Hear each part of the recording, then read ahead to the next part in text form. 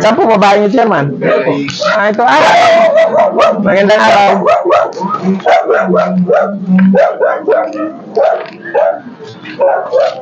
Ay, puro basura. Oo nga po.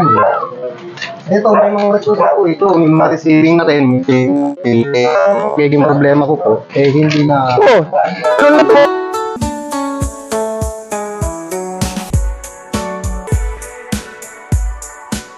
Ano problema mo? Magandang araw po sa inyong lahat. Meron pa po yan, karupulo. Ito po ang inihiling ni Chairman Villanueva dahil si Tagumpay na basura. Ate Vivian, ako po'y tumatawag sa inyo ng pansin. At ako po'y dudulog sa inyo. Pupunta po ako mismo, sasamahan ko si Chairman upang malinis ang kanilang lugar. Panahon na ng tag-ulan. Baha na naman ito.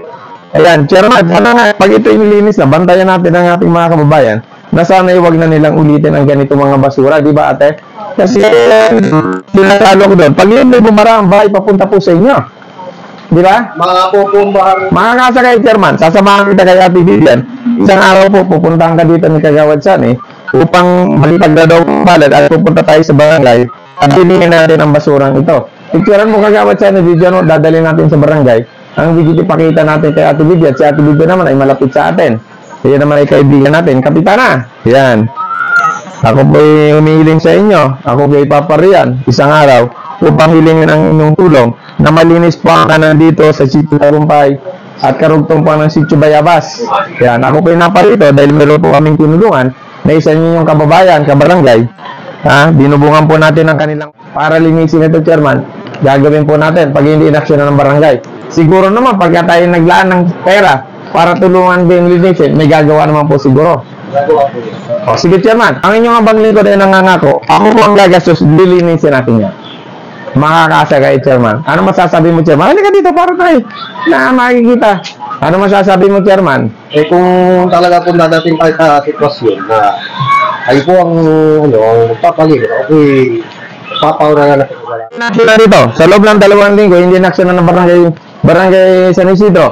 At pag lumapit tayo kaya dito, mismo ngayon yung abang lingkod sa tulong mo, Chairman, at sa tulong nyo ate bilang taga rito, lilinisin po natin yan. Ako po'y handang magbayad. Maganda lang tayo ng mga sako. Diba? Pasasako natin yan. Magbabayanihan tayo. Pamimerindahin natin, babayaran pa natin. Wala pong O, diba? Hindi naman daw taga San Isidro. Ako'y taga San Juan. Pero tayo tumutulog, Chairman, sa lahat ng dako ng Pilipinas. Hindi, alam ko naman po. Tuloy-tuloy tayo, Chairman. Sige, Chairman. Bigyan mo lang ako ng 2 linggo. Okay? Ano masasabi mo, Chairman? Kung talaga pong matutuloy yung ating... Ay, talaga matutuloy yan, Chairman. Tutuloy natin. Napapasalamat na ako sa inyo. Yan. Sana po, marami pa kayo rin matulungan. Sana natin na pag pinalinisan natin to, siguro mga 10 sako. Ilang po siguro. Baka po nag-range yan, mga 15 sacks. Sige, walang problema, magbabayad tayo. Kaya muli po, sa ngalan po ng Abang Lingkod sa programang Munting Hiling, isasakatuparan po natin ang kaibigan ng ating po chairman dito sa Barangay San Isidro sa Sitio Tagumpay. Yan. Tutulungan namin ni kayo, Chairman. Ano masasabi mo, Chairman? Panghuli.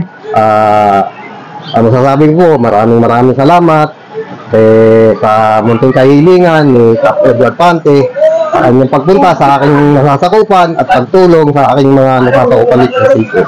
Sana po marami pa kayong matulungan. Salamat, Chairman. Mali po, Chairman, ha? 2 linggo. Bigyan mo lang ang 2 linggo. Mawawala yan. Salamat. Salamat din po.